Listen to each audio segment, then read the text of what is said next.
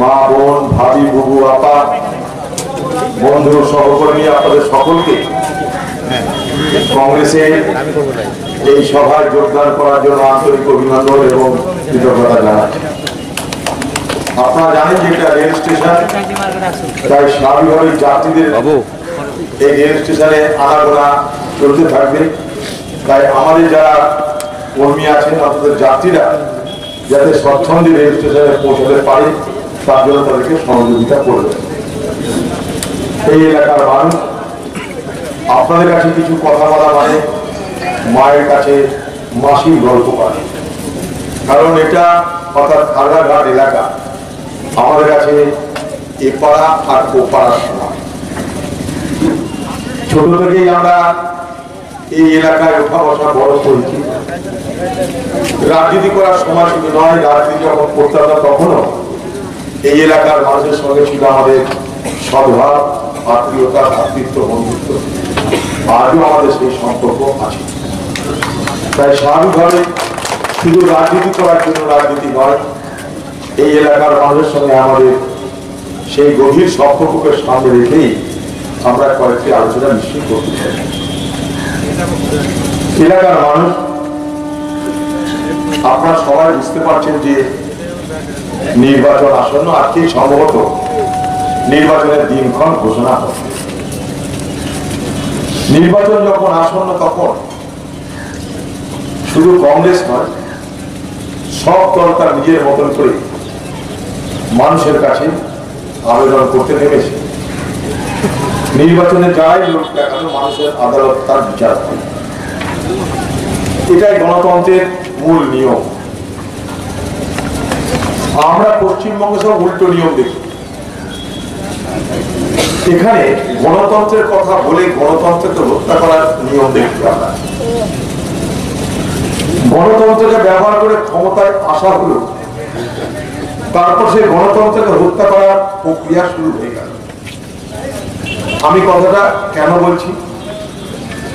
গত পঞ্চায়েত নির্বাচনে আপনারা কি ভোট দিতে পেরেছিলেন? আপনারা ভোট দিতে পারেন, কারণ বাংলার মুখ্যমন্ত্রী আপনাদের ভোট দেওয়ার অধিকার কেড়ে নিয়েছে।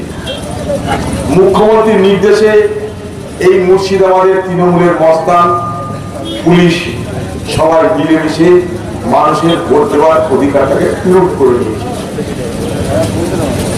মমতা ব্যানার্জি ভোটের মাধ্যমে ক্ষমতায় এসেছেন, এখনো তিনি ভোট চাইছেন, কিন্তু আপনার ভোট দেওয়ার সময় যখন এসেছিল পঞ্চায়েতে, যখন আপনার স্থানীয় সরকার গঠন সময় মুখ্যমন্ত্রী ভোট চাইছেন রাজ্য সরকার গঠনের জন্য, কিন্তু আপনার স্থানীয় এলাকা নির্বাচন, যেটা স্থানীয় সরকার গঠনের নির্বাচন, সেই নির্বাচনের অধিকার আপনার কাছ থেকে কেড়ে নিয়ে। তাই বলছি যে বাংলায় গণতন্ত্রের পথ ধরে ক্ষমতায় আসার পরে গণতন্ত্রকে হত্যা করার প্রকৃষ্ট উদাহরণ হিসাবে বাংলার তৃণমূল মমতা ব্যানার্জির নেতৃত্বে একটা উদাহরণ তৈরি করেছে। 20,000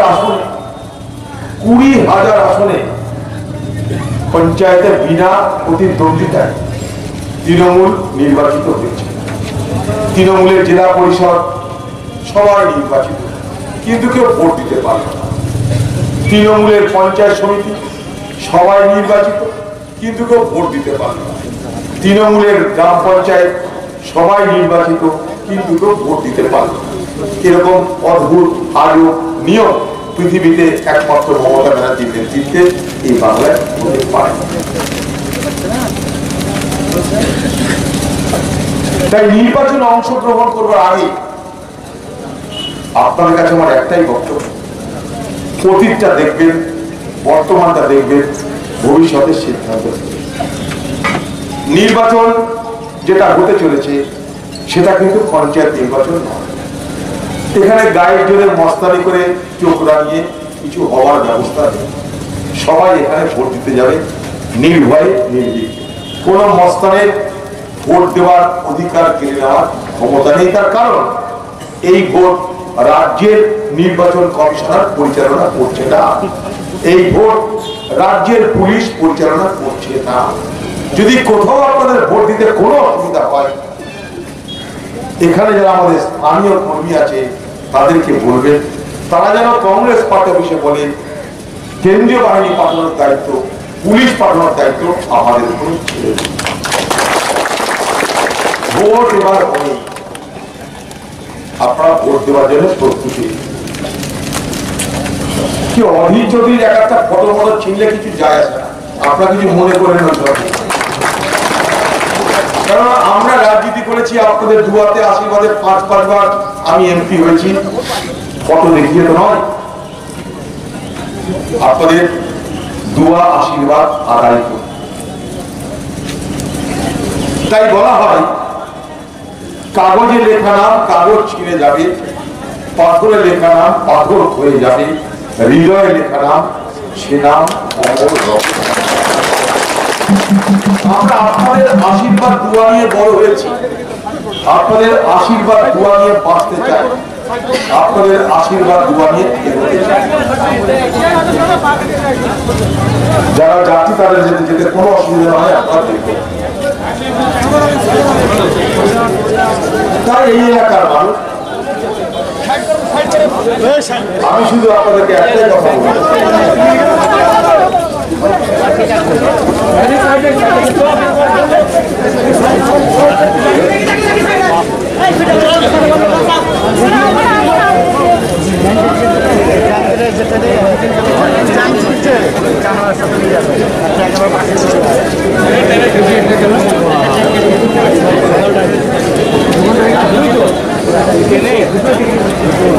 বড় করুণ দৃশ্যের আমরা সাক্ষী হলাম, বড় করুণ দৃশ্য। ভগবানের কাছে, আল্লাহর কাছে কামনা করবো যেন এই আহত ব্যক্তিটি তাড়াতাড়ি সুস্থ হয়, খোদা যেন তাকে মেহেরবানি করে, ভগবান যেন তাকে আশীর্বাদ করে, সে যেন বেঁচে তার নিজের পরিবারে সুখতে পারে। বড় করুণ দৃশ্য দেখলাম।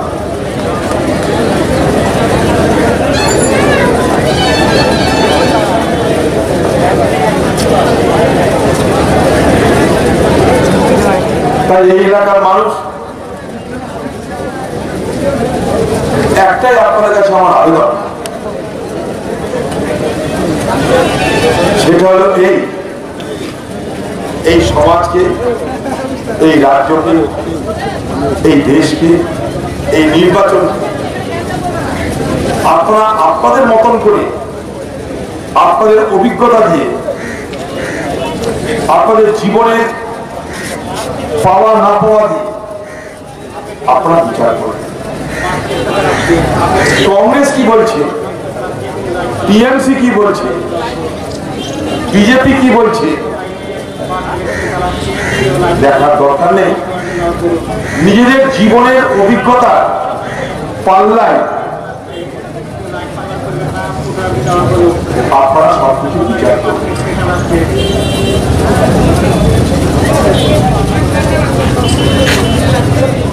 আপনারা আপনাদের চোখ দিয়ে জগৎটা দেখবেন, কান দিয়ে নয়। একদিকে বিজেপি, একদিকে তৃণমূল কান দিয়ে জগৎ দেখানোর চেষ্টা করছে এবং করবে। অনুরোধ আপনাদের কাছে, আপনারা আপনাদের চোখ দিয়ে সবকিছু দেখুন, বিচার করুন। আপনারা বলতে পারেন যে কংগ্রেস ক্ষমতায় নেই কেন্দ্রে,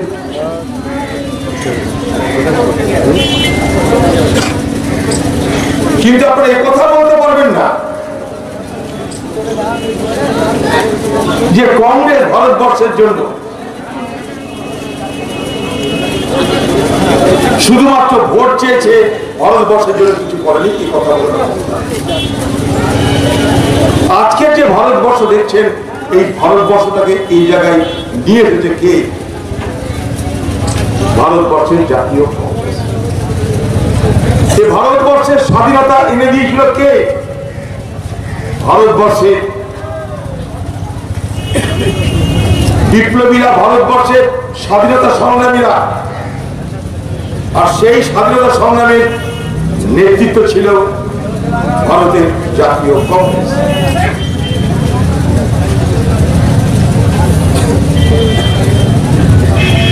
আজকে আপনি নির্বাচন করতে যাচ্ছেন।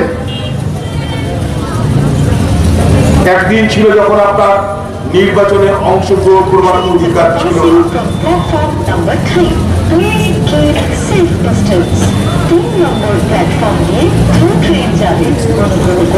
सुरक्षित दूरत्व बजाय रखो। 3 नंबर प्लेटफॉर्म से थ्रू ट्रेन जाएगी, कृपया सुरक्षित दूरी बरकरार रखें। Through train will be passing from platform number 3. Please 3 number platform में थ्रू ट्रेन जाবে, सुरक्षित दूरत्व बजाय रखो। 3 नंबर प्लेटफॉर्म से थ्रू ट्रेन जाएगी, कृपया सुरक्षित दूरी बरकरार रखें। Through train will be passing from platform number 3. Safe distance. 3 number platform में थ्रू ट्रेन जाবে, सुरक्षित दूरत्व बजाय रखो।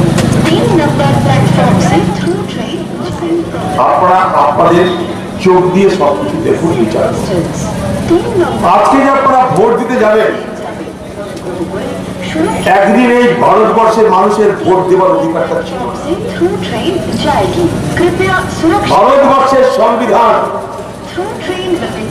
আপনাকে এই ভোট দেওয়ার অধিকার দিয়েছে। ভারতবর্ষের এই সংবিধান রচনা করেছিল যারা,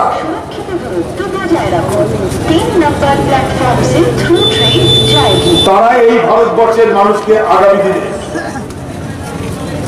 এই ভারতবর্ষের সব ধর্ম বর্ণ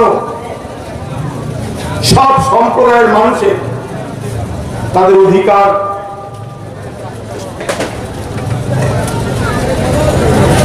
তাদের দাবি দাওয়া, তাদের সুরক্ষা, সামাজিক সুরক্ষা, রাজনৈতিক সুরক্ষা, অর্থনৈতিক সুরক্ষা, সাংস্কৃতিক সুরক্ষা, ধর্মীয় সুরক্ষা, সমস্ত কিছু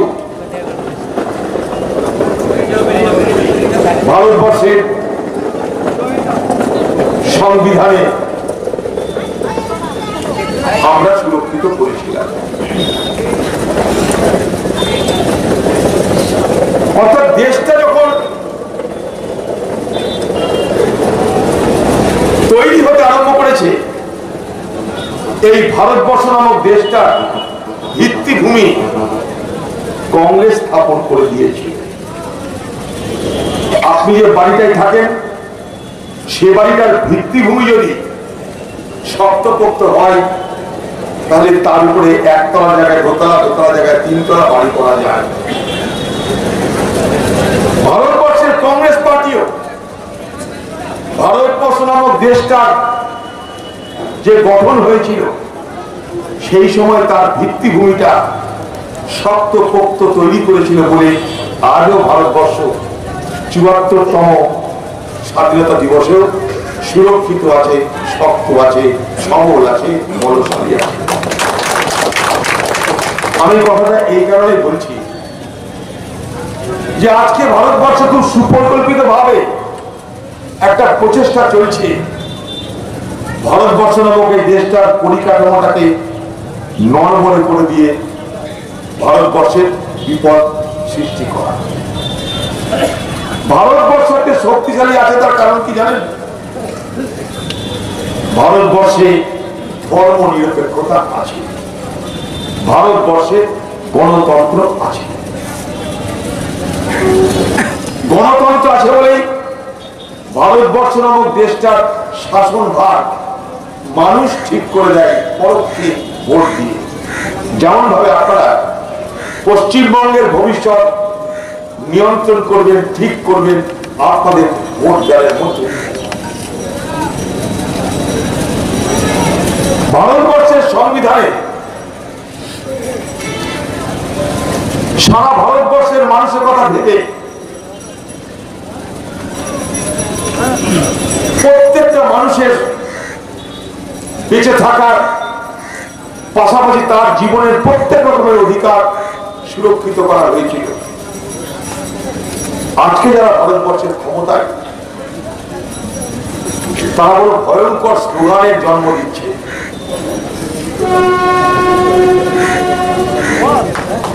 তারা বড় ভয়ঙ্কর স্লোগান দিচ্ছে। তাহলে এই যে ভারতবর্ষে নতুন করে নাগরিক আইন চালু করতে হবে, ভারতবর্ষে হিন্দুত্বে দেশে রূপান্তরিত করতে হবে, ভারতবর্ষে সংখ্যালঘু মুসলমানদেরকে দ্বিতীয় শ্রেণীর নাগরিকে রূপান্তরিত করতে হবে।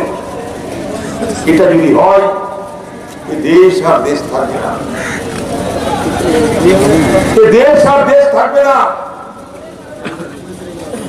আমাদের পাশে আছে পাকিস্তান, ধর্মের ভিত্তিতে তৈরি হয়েছিল পাকিস্তান, আর সারা পৃথিবীর একটা দুর্বলতম দেশের নাম, যেখানে গণতন্ত্রের কোনো কথা চলে না, মানুষের কোনো অধিকার চলে না, নির্যাতিত নিপীড়িত মানুষের দেশের নাম পাকিস্তান, যেখানে কে কখন প্রধানমন্ত্রী হবে, কে কখন ফাঁসিতে চলবে তার কোনো গ্যারান্টি কেউ দিতে পারে না। ধর্মের নামে, ধর্মকে ভিত্তি করে যে দেশ পৃথিবীতে তৈরি হয়েছে, সেই দেশে কখনো গণতন্ত্রের প্রসার ঘটেনি, তাই সেই দেশগুলো দুর্বল। তাকিয়ে দেখুন আফগানিস্তান, তাকিয়ে দেখুন ইরাক, তাকিয়ে দেখুন সিরিয়া, তাকিয়ে দেখুন লিবিয়া, পাশে মায়ানমার, যেদিকে তাকাবে গণতন্ত্রের ভিত্তি যদি শক্তিশালী না হয়, মানুষের অংশগ্রহণ যদি নিশ্চিত করা না হয় দেশ গঠনে, তাহলে সেই দেশ শক্তিশালী। আজকের ভারতবর্ষের সামনে তাই বড় বিপদ। ভারতবর্ষের নাগরিক আইন তৈরি করে দিয়েছে সংবিধান, ভারতবর্ষের নাগরিক আইন 1955 সালে আইন করে তৈরি করে দিয়েছে সংবিধানের ধারা অনুযায়ী।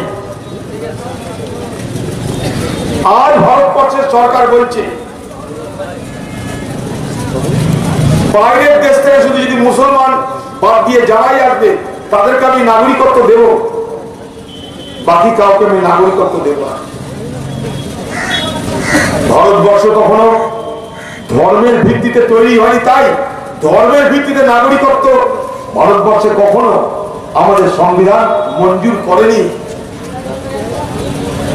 আর শুধুমাত্র দেশের মধ্যে বিভাজন তৈরির জন্য খামোখা, যার কোনো দরকার নেই, কাউকে যদি নাগরিকত্ব দেওয়ার প্রয়োজন হয়, আমাদের দেশে যা আইন আছে তা যথেষ্ট। নতুন করে নাগরিক আইন তৈরি করে ভারতবর্ষের মানুষের মধ্যে বিভাজনের রাজনীতি করার কোনো প্রয়োজন নেই। তার কারণ যে আইন ভারতবর্ষে আছে, যে ভারতবর্ষে যে আইন বিদ্যমান, সেই আইনে নাগরিকত্ব দেওয়ার স্পষ্ট ব্যবস্থা নির্দিষ্ট আছে। কিন্তু রাজনীতি করতে হবে, বিভাজনের রাজনীতি ছাড়া ভোট পাওয়া যাবে না, হিন্দু মুসলমানের বিভেদ তৈরি না করলে ক্ষমতা আসা যাবে না।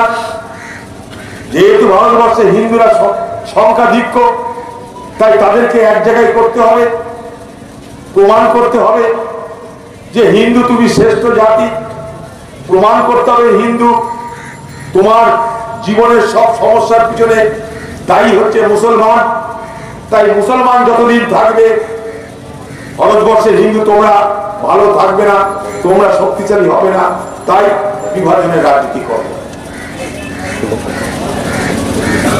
এই বিভাজনের রাজনীতি করতে গিয়ে নাগরিক আইনের ব্যবস্থা করা হয়। নাগরিক আইন চালু করার জন্য নয়, নাগরিক আইনের জুজু দেখিয়ে হিন্দু আর মুসলমানের মধ্যে বিভাজন তৈরি। নাগরিক আইন 1.5 বছর আগে পাস হয়ে গেছে, ক্ষমতার জন্য পাস করে নিয়েছে, ওদের সংখ্যা বেশি, পাস করে নিয়েছে। আমরা আটকাতে পারি না, আমাদের সংখ্যা নাই। 1.5 বছর আগে আইন পাস করে নিলেও সে আইন চালু করতে পারেনি এখনো। তার কারণ আইনের থেকে বড় ধান্দা ওদের বিভাজন। হিন্দুদেরকে বোঝানো হবে, দেখো হিন্দু তোমাদের সুরক্ষার জন্য, হিন্দুদেরকে বোঝানো হবে দেখো হিন্দু তোমাদের সুরক্ষার জন্য আমরা এই আইন আনলাম। কিন্তু হিন্দু মানুষেরা, হিন্দু সমাজের লোকেরা এই আইন না আপনার না আমার কারো সুরক্ষার জন্য আনা হয়নি, এই আইন আনা হয়েছে ভোটের জন্য। আসামে পশ্চিমবঙ্গে বিজেপির দু রকমের কথা। আসামের বিজেপি কি বলে, বাংলাদেশ থেকে যারা এসেছে হিন্দুই হোক আর মুসলমানই হোক সবাই বিদেশি। আর এই বিদেশি চিহ্নিতকরণের নামে, বিদেশি খোঁজা ধরার নামে আসামে চালু হয়েছিল এনআরসি। এনআরসির মূল উদ্দেশ্য ছিল বিদেশি সংখ্যা নিরূপণ। বিজেপি সেই এনআরসি কে ব্যবহার করে সারা দেশব্যাপী প্রচার করতে আরম্ভ করল যে বাংলাদেশ থেকে সব মুসলমান উই পোকার মতো ঢুকে গেছে আমাদের রাজ্যে, আমাদের দেশে, তাদেরকে না তাড়াতে পারলে ভারতবর্ষের উন্নতি নাই, তাই এনআরসি দরকার। আসামে এনআরসিতে কি ফল পেয়েছি আমরা? আসামে এনআরসি কে সামনে রেখে বিজেপি পার্টি সাম্প্রদায়িক রাজনীতি করলো, বিদেশি চিহ্নিতকরণের কাজ করলো, বিদেশি চিহ্নিত হলো কাগজে কলমে 19 লাখ, 19 লাখের মধ্যে 14 লাখ হিন্দু বাড়ল। এবার বিজেপির মাথায় হাত, যে এনআরসির নাম করে আমরা হিন্দু ভোট নিলাম, আসল গুনতিতে 19 লাখের 14 লাখ হিন্দু বেরিয়ে গেল। এবার আমরা কোথায় যাব? তখন বললো এই এনআরসি ভুল, পরে আবার এনআরসি তৈরি করতে হবে, অতএব এনআরসি এখন থামা যাবে। আমি পার্লামেন্টে বিজেপি কে প্রশ্ন করেছিলাম সরকারকে, এত যখন আপনাদের এনআরসির জন্য মাথা ব্যথা, তো বিজেপি তো ভারতবর্ষের 22টা রাজ্যে শাসন ক্ষমতা আছে, সেখানে কেন এনআরসি চালু করছেন আপনারা? উই পোকা কি আপনাদের বিজেপি রাজ্যে ঢোকেনি? উই পোকা কি খালি পশ্চিমবঙ্গে আছে আর আসামে আছে? আপনাদের রাজ্যে কি উই পোকা যায়নি? কোথাও শুনেছেন আসাম ছাড়া আর কোন রাজ্যে এনআরসি চালু করার জন্য বিজেপির মাথা ব্যথা আছে? নেই। তার কারণ ওইসব রাজ্যে এনআরসি নামে ভোট হবে না, যেখানে ভোট হবে না এনআরসির কথা উঠবে না। পশ্চিমবঙ্গে বিভাজনের রাজনীতি তৈরি করা যাবে, ভোটের সময় বিজেপির তো বলার কিছু নেই, বিভাজন করো, তাই এনআরসির হাওয়া তোলে। এই যে আমাদের খাগড়াঘাটে আমরা মিটিং করছি, সামনে গোয়ালিয়া, সামনে সমস্ত রিফিউজি কলোনি, তারা তো বাংলাদেশ থেকে, তারা কি সব বিদেশি? তাদের কি নাগরিকত্ব হয়নি? তারা কি ভোট দেয়নি? তারা কি পঞ্চায়েতে লড়ে না? আমি নিজেই বাংলাদেশি, আমার বাবা বাংলাদেশি, মা বাংলাদেশি। আমি পার্লামেন্টে বলেছিলাম, ও নরেন্দ্র মোদী ভাই, ও অমিত ভাই, আমি বাংলাদেশি, তোমাদের ক্ষমতা থাকলে আমাকে বাংলাদেশে পাঠিয়ে দাও। কেন ক্ষমতা? মানুষের মধ্যে ভয়, ভীতি, আতঙ্ক তৈরি করছেন আপনারা। বাংলাদেশে এই আসামে গরিব গরিব মানুষ, তারা পড়াশোনা জানে না, লেখাপড়া জানে না, কাগজপত্র হাতে নেই। সেখানকার স্থানীয় আদিবাসী আছে, তার মধ্যে স্থানীয় আদিবাসী যারা 100 বছর ধরে আসামে থাকে, কাগজ কোথায় পাবে? তাদের না আছে ঘর, না আছে বসার জায়গা, না খাওয়ার জায়গা, না ঘরে বাক্স, কাগজ কোথায় রাখবে? সেখানে বন্যা হয়, কাগজ হারিয়ে যায়, তারা করে সব বিদেশি হয়ে গেল। ডিটেনশন ক্যাম্পে তাদেরকে রাখার ব্যবস্থা করা। তাই হিন্দু সমাজের মানুষ কেউ যদি মনে করেন বিজেপি আসা মানে হিন্দুরা শক্তিশালী হয়ে যাবে, তারা মুখ্য সরকার পাস করবে। ভারতবর্ষ শক্তিশালী হবে যখন আমরা সবাই শক্তিশালী। ভারতবর্ষ শক্তিশালী হবে যখন আমাদের সকলের আর্থিক সমৃদ্ধি হবে। আমরা সকলে একটা সমগ্র, আমরা সকলে মিলে এই ভারতবর্ষ, এই ভারতবর্ষের বিভাজন ঘটলে ভারতবর্ষ শক্তিশালী থাকবে না। একটা পাখি যখন আকাশে উড়ে তার দুটো ডানার প্রয়োজন হয়, দুটো ডানা শক্ত থাকে বলে সে এক প্রান্ত থেকে আরেক প্রান্তে উড়ে যেতে পারে। সে দুটো ডানার একটা ডানা যদি কেটে নেওয়া হয়, সেই পাখিকে তুমি যতই ভালো মন্দ খাওয়াও, সে পাখি আর আকাশে উঠতে পারবে না।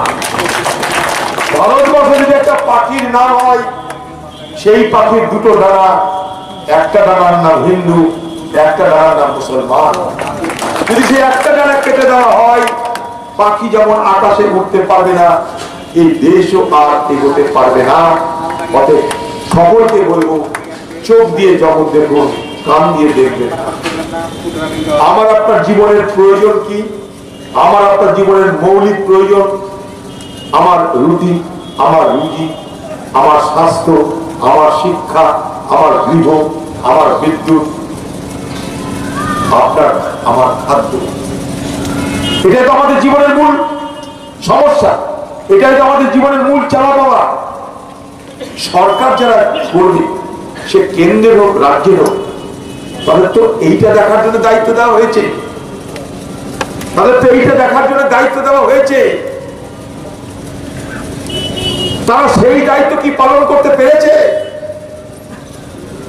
নরেন্দ্র মোদী ক্ষমতা এলো, আচ্ছা দিন লাইনে স্বপ্ন দেখালো।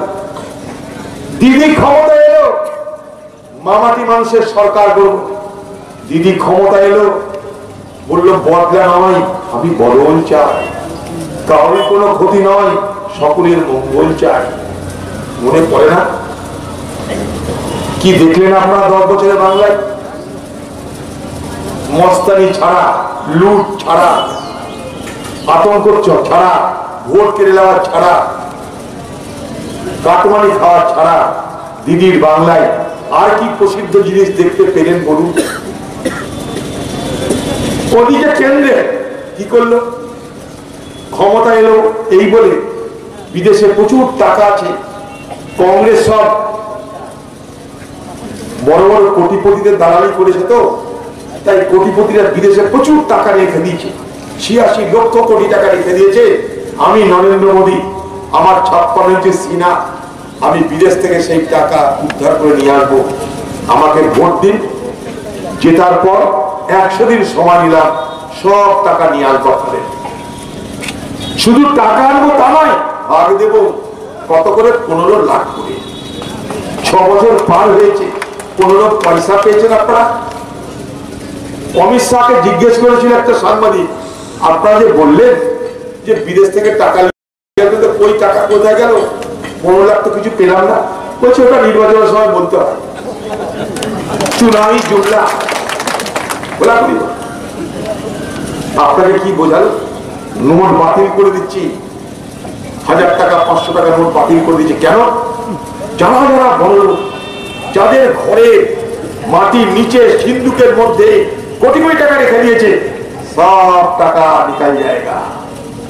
মোদী বলল আমি এমন ব্যবস্থা করলাম, আজ থেকে গরিব মানুষ আরামসে ঘুমাবে, আর আজ থেকে বড় লোক ঘুমের ওষুধ খেয়ে ঘুমাবে, কারণ তাদের ঘুম আসবে না। কেন? তারা ভাববে টাকা নিয়ে কোথায় যাবে। মোদী বলল 5 লাখ কোটি টাকা আমি উদ্ধার করবো এইভাবে, সেই টাকা দিয়ে রাস্তা করব, ঘর করব, হাসপাতাল করব, অনেক কিছু করব গরিব মানুষের জন্য। তাই গরিব মানুষ চিন্তা কিছু নাই। গরিব মানুষ ব্যাংকে টাকা ফেরতের জন্য লাইন দিয়ে 200 লোক মরেই গেল। মোদী বলল কোনো চিন্তা নাই, जिन लोगों का पास काला धन है, जिन लोगों का पास काला धन है, वो रात को नींद की गोली खानी पड़ेगी। কেন? রাতে তাদেরকে ঘুমের ওষুধ খেতে হবে, মরে 200 লোক মরে গেল লাইনে। আমাদেরকে বলে লক্ষ লক্ষ কোটি টাকা ধান্দা হবে। পার্লামেন্টের মধ্যে হিসাব চাইলাম আমরা 2 বছর পর, কত টাকা কালো টাকা নোট বার হলো। তো বললো সরকার রিজার্ভ ব্যাংকের তথ্য অনুযায়ী 1600 কোটি টাকা উদ্ধার হয়েছে কারো টাকা। নতুন নোট ছাপাতে কত খরচ হয়েছে? নোট তো বাতিল হয়ে গেল, নতুন নোট ছাপাতে হলো। এখন দেখবেন লাল লাল নোট, আগে তো ছিল না, নতুন নোট ছাপাতে হচ্ছে। নতুন নোট ছাপাতে সরকার বলছে আমার খরচ হয়েছে 22,000 কোটি টাকা। তাহলে নতুন নোট ছাপাতে আমি খরচা করলাম 22,000 কোটি, আর কালো টাকা উদ্ধার করলাম 1600 কোটি। বুঝুন মনে, ঢাকের গায়ে মনসা বিক্রি হয়ে গেল। কি বিরাট সরকার চলছে, বিরাট শক্তিশালী সরকার চলছে। মানুষকে বোঝানো হলো। মহাভারতের যুদ্ধে 18 দিন লেগেছিল, আমি করোনাকে হারাবো 21 দিনে। ভারতবর্ষের মানুষ 21টা দিন কষ্ট করুন, আমি নরেন্দ্র মোদী আছি, কোন চিন্তা নেই, 21 দিনে করোনাকে আমি খতম করে দেব।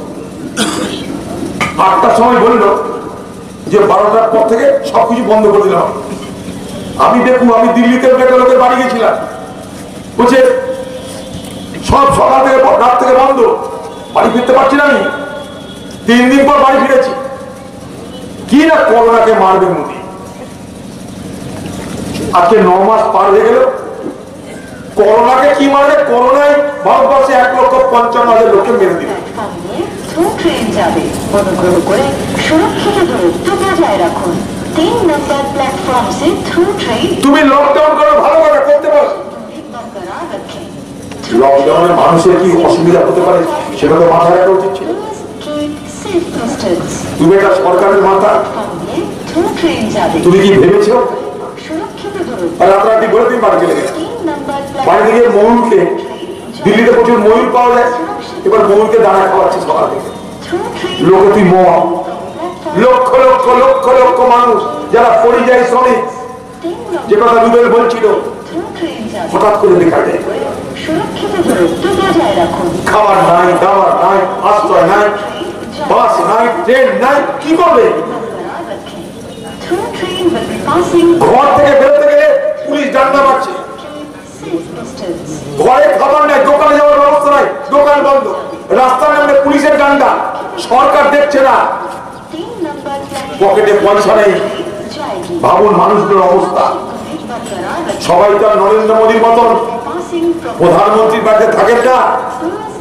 এখান থেকে মানুষ গেছে, ভারতবর্ষের বিভিন্ন রাজ্য থেকে মানুষ বাইরে গেছে পরিশ্রম করে, মেহনত করে রুটির জন্য। তাদের কথা ভাবলো সরকার?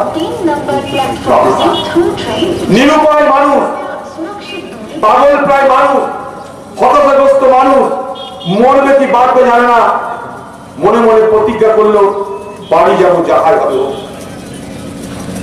বাড়ি ফিরে যাবো। মরতে হলে গায়ে গিয়ে মরবো, মরতে হলে পরিবারের কাছে গিয়ে মরবো। লক্ষ লক্ষ মানুষের ঢল নেমে গেল কোথায়? রাস্তায়। পায়ে হেঁটে বাড়ি আসছে, সাইকেলে চেপে বাড়ি আসছে, ট্রাকে চেপে বাড়ি আসছে, হেঁটে হেঁটে বাড়ি আসছে। এই দৃশ্য কোনদিন দেখিনি আমরা, পৃথিবীর কোন দেশে এই দৃশ্য দেখা যায়নি যে লকডাউন হলো আর লক্ষ লক্ষ মানুষ পথে নেমে হেঁটে হেঁটে বাড়ি ফিরতে চেষ্টা করছে। এই জিনিস পৃথিবীর কোথাও দেখা যায়নি। পৃথিবীর সব দেশে লকডাউন হয়েছে। একটা 12 বছরের মেয়ে অন্ধ্র থেকে ছত্তিশগড় বাবা মার সঙ্গে হেঁটে হেঁটে আসছিল, খেতে না রুগ্ন হয়ে রাস্তাতে ধপ করে করে মারা গেল।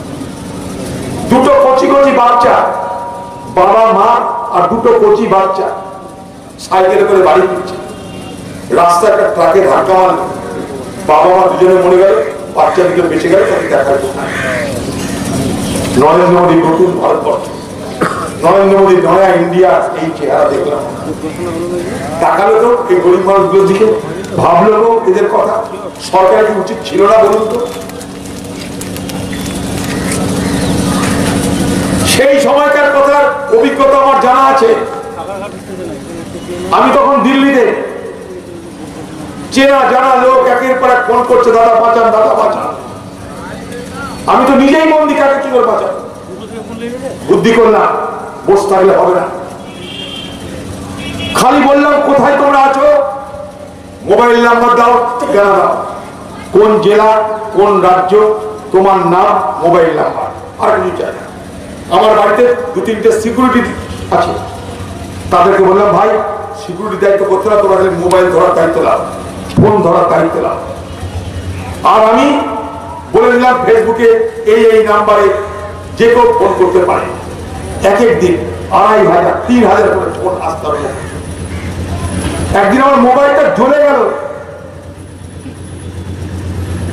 কি করলাম, যে রাজ্যে আছে ঠিকানাতে গেলাম, সেখানকার জেলাতে গেলাম, সেখানকার ডিএম কে ধরো, অফিস আমার আছে, অফিসের স্টাফ রেখে দিলাম, ডিএম কে ধরো, এসপি কে ধরো, চিফ সেক্রেটারিকে ধরো, আর বলতে গেলাম আমার জেলার লোক, আমার রাজ্যের লোক, তারা খেতে পারছে না, তাদেরকে দেখাবো।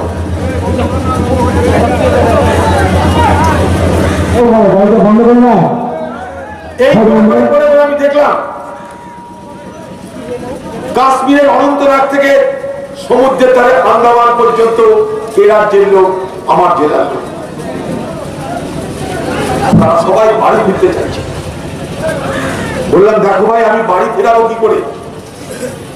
রেলমন্ত্রীকে ধরলাম, প্রধানমন্ত্রীকে 3 দিন ফোন করলাম, শেষে রেলমন্ত্রীকে ধরে বললাম যে দেখো ভাই আমিও আগে রেলের রাষ্ট্রমন্ত্রী ছিলাম, যদি ট্রেন না পাই আমি কিন্তু রেল দপ্তরের সামনে বসে অবস্থান করব। পীযূষ গোয়েল রেলমন্ত্রী, সে বলল দাদা পশ্চিমবঙ্গের মুখ্যমন্ত্রীর সঙ্গে কথা বলেছি, পশ্চিমবঙ্গের মুখ্যমন্ত্রী বলছে আমার ট্রেন লাগবে না, আমি কি করতে পারি? আপনি পশ্চিমবঙ্গের মুখ্যমন্ত্রীকে বলে রাজি করান, আমি ট্রেন দেব, আমি শ্রমিক স্পেশাল ট্রেন চালাচ্ছি। পশ্চিমবঙ্গের মুখ্যমন্ত্রী তো চিঠির জবাব দেন না কোনদিন, আমি এমপি জীবনে বহু চিঠি দিয়েছে, কোনদিন জবাব দেন না তিনি, কারণ তিনি তো পরোয়া করেন না কখন, তার হাতে মস্তান আছে, গুন্ডা আছে, হাসান হোসেন কারবারা করতে জানেন, তিনি কখন পরোয়া করেন না। আমি চিফ সেক্রেটারি পশ্চিমবঙ্গে তাকে ধরলাম, চিফ সেক্রেটারি বলছে স্যার আমার তো কিছু করার না, আমি কি করবো বলুন? পশ্চিমবঙ্গের মুখ্যমন্ত্রী কি বলল, আমি করোনা এক্সপ্রেস আমার রাজ্যে ঢুকতে দেবো না। মনে করতে দেবো, আমার ঘরের ভাই বন্ধুরা এখানে কাজ না পেয়ে বাইরের রাজ্যে পাড়ি দিয়েছে, আরাম করতে নয়, পরিশ্রম করতে, নিরুপায় হয়ে, উপায় নাই বলে তারা যেসব কাজ করে, বহুত মেহনতের কাজ। আমি দেখেছি কেরলে এক একটা রাজমিস্ত্রি 1200-1300 টাকা করে রোজগার করে পার ডে। আমি দেখেছি তারা তো আমাদেরই ঘরের লোক, তারা তো আমাদেরই পাড়ার লোক, তারা তো আমাদেরই গায়ের লোক, তারা তো আমাদেরই রাজ্যের লোক। তুমি তাদের ভোটে মামাটি মানুষের সরকার করলা, আর তারা যখন বিপদে পড়লো তখন বলছে আমি দেখবো না, করোনা এক্সপ্রেস হয়ে গেল। এই অদ্ভুত ব্যাপার, কাজের সময় কাজই আর কাজ পুরালে পালি হয়ে গেল। আমরা বললাম ট্রেন ঢোকাবো আমরা, আপনি যা পারেন করে নিন। রাজস্থানে কোটাতে বাংলার ছাত্রছাত্রীরা ফেসে গেছে, স্পিকারের বাড়ি গেলাম, রাজস্থানের মুখ্যমন্ত্রীকে ধরলাম, কংগ্রেসের মুখ্যমন্ত্রী অশোক গেহলট, আপনি গাড়ির ব্যবস্থা করুন, বাসের ব্যবস্থা করুন, পাঠাতে হবে। আমরা পাঠিয়েছি, দেখিয়ে দিয়েছি। আরে আমি তো সরকারে নাই, চেষ্টা করেছি, মেহনত করেছি, পারা যায়। লকডাউনের পর রাস্তায় চলতে চলতে 1,500 মানুষের মৃত্যু হয়েছে। কেউ বাসে চাপা পড়েছে, কেউ ট্রেনে কাটা পড়েছে, কেউ সাপের কামড়ে মরেছে, কেউ না খেতে পেরে মরেছে। ভারত সরকার তাকিয়েছে, পশ্চিমবঙ্গ সরকার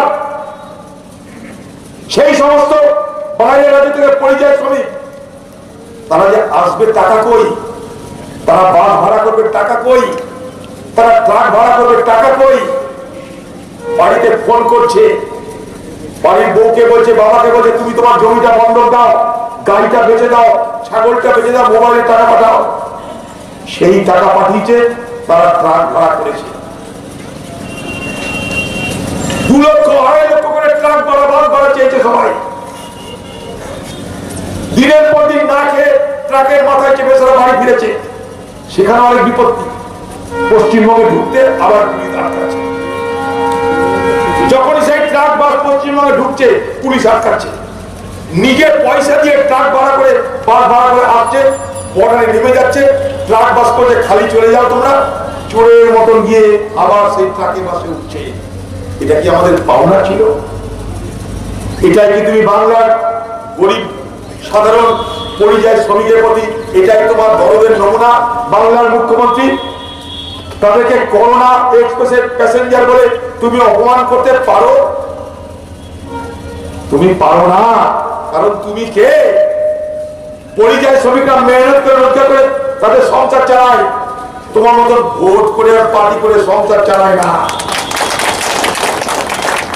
মানুষের দয়াতে আশীর্বাদে আমরা কেউ এমএলএ হই, কেউ এমপি হই, কেউ মুখ্যমন্ত্রী হই, তারপর আমাদের সিং গজিয়ে যায়, প্রধানের সিং গজিয়ে যায়, এমএলএ সিং গজিয়ে যায়, এমপি সিং গজিয়ে যায়, মুখ্যমন্ত্রীর সিং গজিয়ে যায়। যখন সিং বড় বড় হয়ে যায় তখন মানুষ কি করে? সেই সিং ভেঙে তাকে আবার বাছুর বানিয়ে দেয়। সেই সিং ভাঙার ব্যবস্থার নাম নির্বাচন। তাই সময় হচ্ছে সেই সিং ভেঙে তাদেরকে বুঝিয়ে দেওয়া, আমাদের দুয়াতে দয়াতে তোরা বড় হয়েছিস। এখন ভোট চলে এসছে, কত পীড়িতের কথা। স্বাস্থ্য সাথী নিয়ে চলে আসছে বাড়ি বাড়ি, দুয়ারে দুয়ারে। 10 বছর মনে ছিল না? 10 বছর মনে ছিল না যে বাংলার মানুষের স্বাস্থ্য দরকার? এখন মনে পড়ছে। এখন বলছে 5 টাকা ডিম ভাত খাও। 10 বছরে মনে পড়েনি ডিম ভাত খাওয়া দরকার, গোশ ভাত খাওয়া দরকার, মাছ ভাত খাওয়া দরকার? এখন মনে পড়ছে ভোট এসছে তাই। হঠাৎ ডিম ভাত খাওয়ার প্রয়োজন কেন? হ্যাঁ, হঠাৎ স্বাস্থ্যের জন্য কথা বলে গেল একটা। পশ্চিমবঙ্গে চিকিৎসার জন্য তো হাসপাতাল দরকার, হাসপাতালে ডাক্তার দরকার, নার্স দরকার, বেড দরকার, ওষুধ দরকার, তারপর তো চিকিৎসা হবে। আসে আসে পশ্চিমবঙ্গে? আপনার গ্রামে, আপনার অঞ্চলে, আপনার ব্লকে হাসপাতাল আছে? আছে। নরক মূল হাসপাতাল যান, ডাক্তার বলবে নার্সিং হোমে যান, সুবিধা হবে আপনার, এখানে চিকিৎসা ঠেকাতে পারবেন আপনি? আগে হাসপাতালটা করো, আগে ডাক্তারটা রাখো, আগে নার্সটা রাখো। যে যন্ত্রটা রেখেছো সেই যন্ত্রটায় কাজ হয় কিনা দেখো, সেই যন্ত্রটা যে চালাচ্ছে সে চালাতে জানে কিনা দেখো, তবে তো। না তো বাঁ দিক পেট কাটতে ডান দিক কেটে দেয়। আজকে এখানকার মানুষ যখন বিপদে পড়ে কোথায় যান? কত ব্যাঙ্গালোর যান, দক্ষিণ ভারত যান, মহারাষ্ট্র যান, বোম্বে যান। ক্যান্সার হলে কেন? আমার এখানে নেই তাই। নেই কেন? আমি পারিনি তাই। একদিন এরকম ছিল না, যখন বিধানচন্দ্র রায় বাংলার মুখ্যমন্ত্রী ছিল, তখন সারা এশিয়ার মানুষ এখানে চিকিৎসা করাতে আসতো। পাকিস্তান থেকে আসতো, নেপাল থেকে আসতো, ভুটান থেকে আসতো, মায়ানমার থেকে আসতো, শ্রীলঙ্কা থেকে আসতো। সবাই কোথায় আসতো? কলকাতায় আসতো, কলকাতায়। আর বাংলার মানুষ ট্রেনের টিকিট কেটে ব্যাঙ্গালোর যায়, দক্ষিণ ভারত যায়, বোম্বে যায়। কেন? আমার এখানে চিকিৎসার পরিকাঠামো নাই। চিকিৎসার পরিকাঠামো নাই, চিকিৎসা হবে কি করে?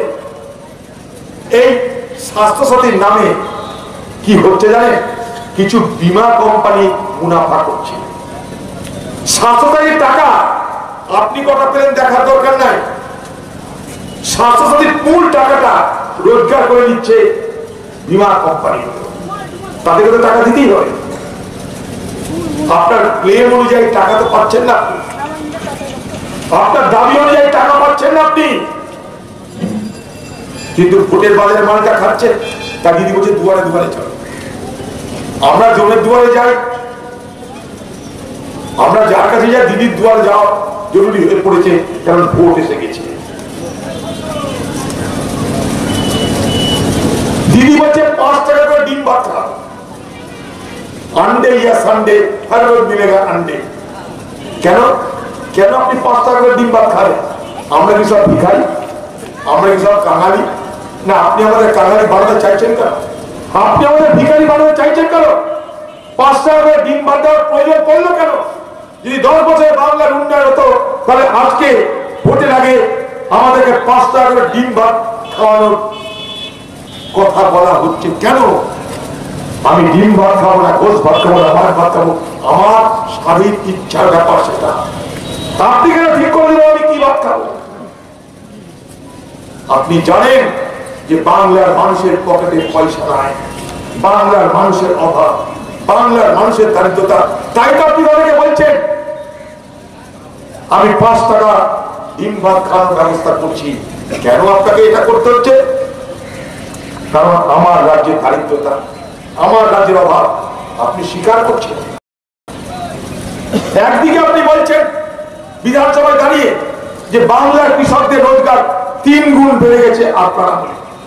আপনি হিসাব দিয়ে বলছেন প্রত্যেকটা বাংলার কৃষক নাকি 2,40,000 টাকা করে বছরে রোজগার করে। আপনি বলছেন কৃষক কি পাই দেখার দরকার নেই, আপনি বলে দিলে হয়ে গেল। পেলো কি পেলো দেখার নেই, আপনি বলেছেন ওটাই ছোট। আপনি বলছেন বিধানসভায় দাঁড়িয়ে 2,40,000 একটা কৃষকের বার্ষিক আয়। আপনি বলছেন 3 গুণ নাকি আয় বেড়ে গেছে। কৃষকের কি আয় 3 গুণ বেড়েছে? কৃষকের আয় বাড়বে কোথায়? ফসলের দামের। ফসলের দাম কি আছে বাজারে? ফসল ফলাতে খরচ বাড়ছে না কমছে? বাড়ছে।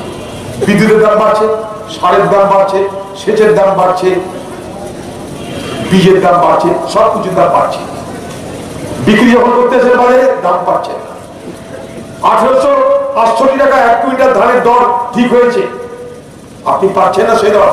মাঝখানে দালাল করে চাল কল মালিক লুটে খাচ্ছে, আর বলা হচ্ছে আপনার নাকি রোজগার বেড়ে যাচ্ছে। আপনার নাকি বাংলার কৃষক দারুণ আনন্দে আছে, বাংলার মানুষ খুব খুশিতে আছে, কারণ এই বাংলা সোনার বাংলা রূপান্তরিত করে দিয়েছে। সবই হলো দিয়ে এখন বলছে আপনার ডিম ভাত খান। যদি সবই থাকবে তো ডিম ভাত খাওয়ার গল্প কেন? আপনার কাছে কি করে চেয়েছি আমরা যে ভাই আমার ডিম ভাত চাই? তা তো চাই। আপনি আমাদেরকে কারাগার বানাচ্ছেন, আপনি আমাদের ভিখারি জাতিতে রূপান্তরিত করতে চাইছেন। আমাদের রোজগার চাই, ডিম ভাত চাই না। আমরা কাজ চাই, ডিম ভাত চাই না। আমরা মানুষের মতন মানুষের বাঁচতে চাই, ডিম ভাত চাই না। আমরা স্বাস্থ্য চাই, শিক্ষা চাই, আমরা ডিম ভাত চাই না। সেটার ব্যবস্থা করার দায়িত্ব কার? সরকারের। করেছেন না।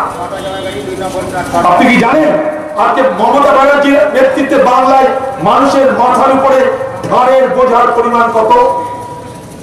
4,20,000 কোটি টাকা।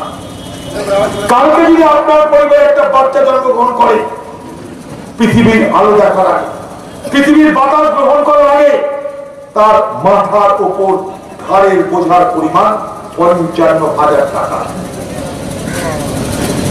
কটা বেকারের চাকরি দিয়েছেন? এখানে তো বেকার। কটা বেকারের চাকরি দিয়েছেন? আপনি বলছেন গত 5 বছরে 25 লক্ষ বেকারের চাকরি দিয়েছেন। এবার ক্ষমতায় এলে নাকি 29 লক্ষ বেকারের চাকরি আপনি ঠিক করে দিয়েছেন। তো দিদি চাকরিগুলো কোথায়? আকাশে আছে, পাতালে আছে, না দরিদ্রিতে আছে? চাকরিটা দেবেন কোথায় আপনি? এই বাংলায় তো একটাই চাকরি, মেরে খাওয়া চাকরি, পঞ্চায়েত উঠের চাকরি, কাকমানির চাকরি। আর তো চাকরি নাই বাজারে। কোথায় চাকরি? আপনি ভুল নিয়ম করে, ভুল পদ্ধতি ব্যবহার করে টেটের চাকরি দিয়েছিলেন, সব চাকরি আটকে গেল আপনার জন্য। কলকাতার রাস্তায় মাধ্যমিক শিক্ষকরা মাসের পর মাস অবস্থান করছে, তাকালেন না?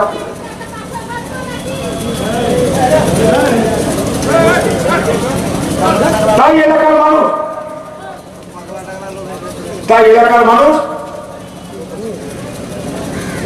আর পশ্চিমবঙ্গ ভারতবর্ষে ঋণগ্রস্ত রাজ্যগুলো যত রাজ্য আছে তার মধ্যে একটি ঋণগ্রস্ত রাজ্যের নাম পশ্চিমবঙ্গ। 10 বছর পার হয়ে গেল, বাংলায় একটা শিল্প হয়েছে, একটা। আমি একটা শিল্প দেখতে যাই বাংলায় হয়েছে। গত 10 বছরে একটা শিল্প হয়েছে বাংলায় না। বাংলায় যে শিল্পটা হয়েছিল সে শিল্পটাই ধুমো বার হয় না, কয়লা লাগে না, তেল লাগে না, ডিজেল লাগে না।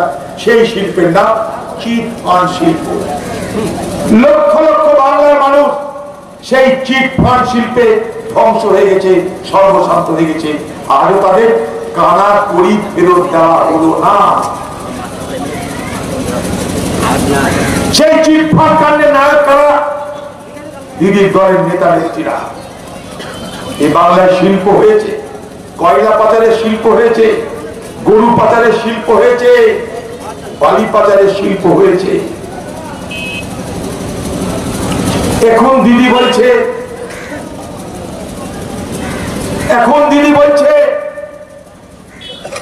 সিবিআই তদন্ত মানে নাকি দিদির বিরুদ্ধে বদলা নেওয়া। গরু পাচার কাণ্ডে, কয়লা পাচার কাণ্ডে বাংলার মুখ্যমন্ত্রীর ঘরে ঢুকে পড়েছে সিবিআই। তা আমি বলছি, ও দিদি ভাই আপনার ঘরে ঢুকেছে সিবিআই, কারণ কি জানা চাই? কি কারণ? আমার আপনার ঘরে সিবিআই ঢুকছে না, দিদির বাড়িতে ঢুকছে কেন? দিদির বাড়িতে ঢুকছে কেন? আপনি প্রতিবাদ করতে পারছেন না কেন? আগে কিছু হলে আন্দোলন হতো, এখন সিবিআই হাতে বাঁচার জন্য দিদির বাড়িতে যোগ্য হচ্ছে। খোঁজ নিয়ে দেখুন, দিদির বাড়িতে ভাইপোর বাড়িতে পুরী থেকে বামুন নিয়ে এসে যোগ্য করিয়ে সিবিআই হাত থেকে বাঁচার জন্য খোঁজ নিয়ে দেখুন আপনারা।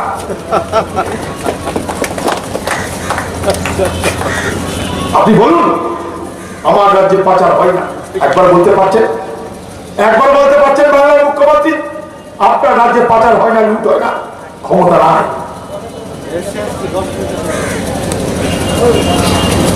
এই মুর্শিদাবাদ জেলায় বাস করি, লাখ লাখ গরু বাংলাদেশে যায়। যদি বৈধ উপায় যায় মানুষের রোজগার হতো। বৈধ উপায়ে গেলে মানুষকে স্মাগলার না বলে ট্রেডার বলা যেত, স্মাগলার না বলে ব্যবসায়ী বলা যেত। তা করেননি। অবৈধ চলো গরু, অবৈধ উপায় চলো। পুলিশকে পয়সা দাও, কাস্টমসকে পয়সা দাও, বিএসএফ কে পয়সা দাও, নেতাকে পয়সা দাও, চলো গরু পাচার চলো। আপনার ঘরের লোকরা পয়সা খায়নি, আপনি পয়সা খাননি? হ্যাঁ, আপনার ভাইপো পয়সা খায়নি? কয়লা পাচারে পয়সা খায়নি আপনি? কয়লা পাচার আপনার পরিবার পয়সা নেয়নি? বলুন, কয়লা পাচার হয়েছে কিন্তু আমি পয়সা নিই, একটা তো কিছু বলতে হবে। হয় কয়লা পাচার হয়েছে কি হয়নি সেটা বলুন, তারপরে বলুন কয়লা পাচার হয়েছে আমরা খাইনি। গরু পাচার হয়েছে কি হয়নি বলুন, তারপরে বলুন গরু পাচার হয়েছে আমরা খাইনি। তা তো বলতে পারছেন না। বলতে পারছেন না কেন? কারণ আপনি জানেন যে আপনার ঘরে চোরাই পয়সার প্রবেশ ঘটেছে, তাই আপনি চুপচাপ আছেন।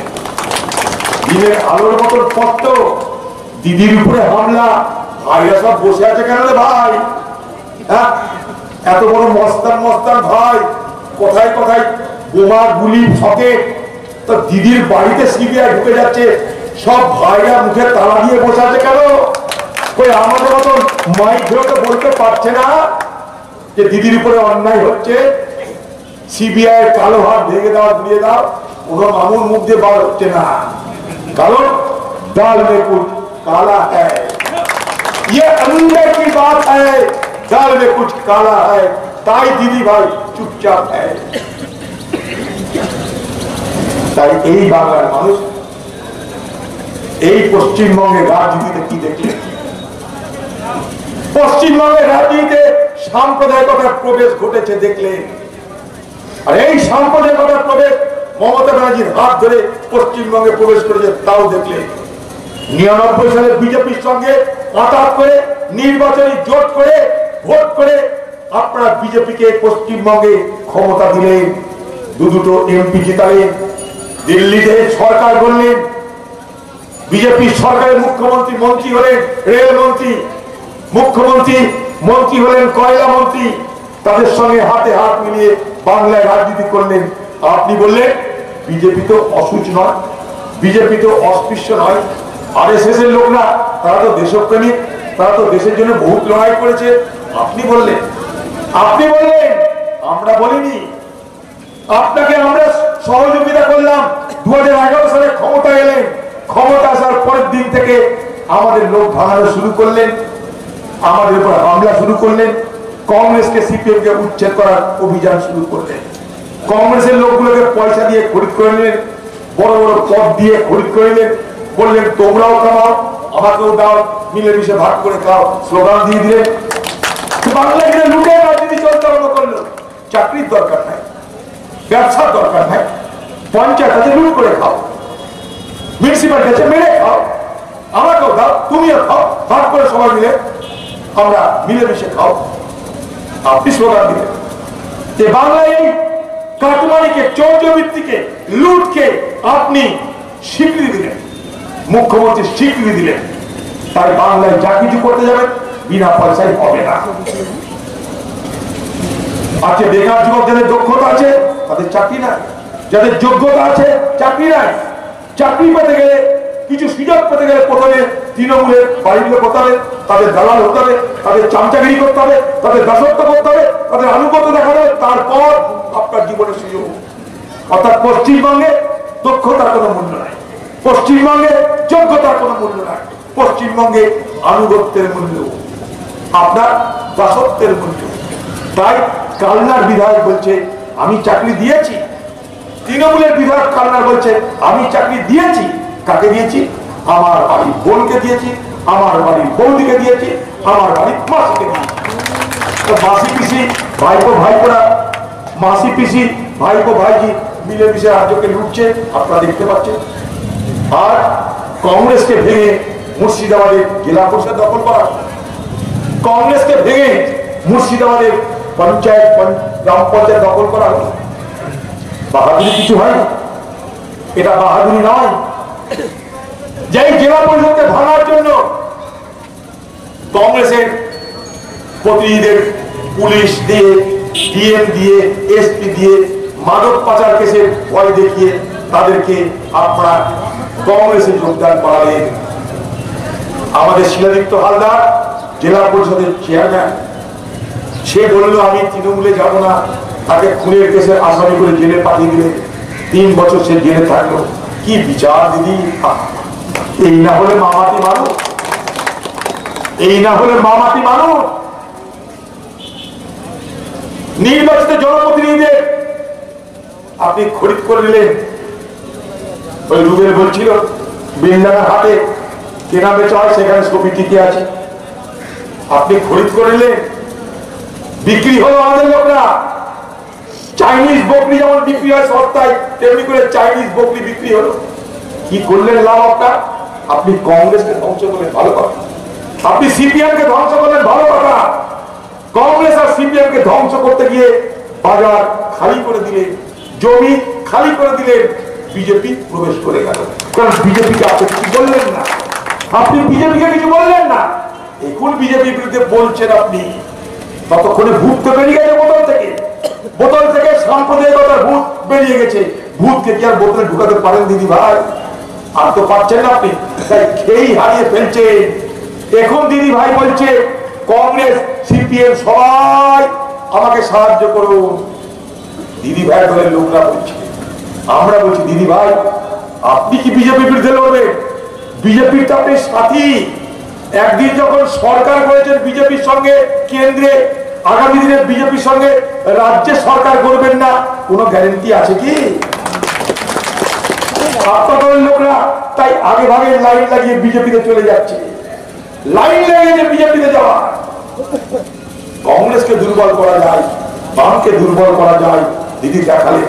কিন্তু কংগ্রেস বামকে দুর্বল করতে গিয়ে বিজেপিকে শক্তিশালী করা যায়, দিদি এটাও দেখালেন। তাই আজকে আপনার দয়াতে এই বিজেপি বাংলায় প্রবেশ করতে পারলো। এখন আপনি খাপি খাচ্ছেন।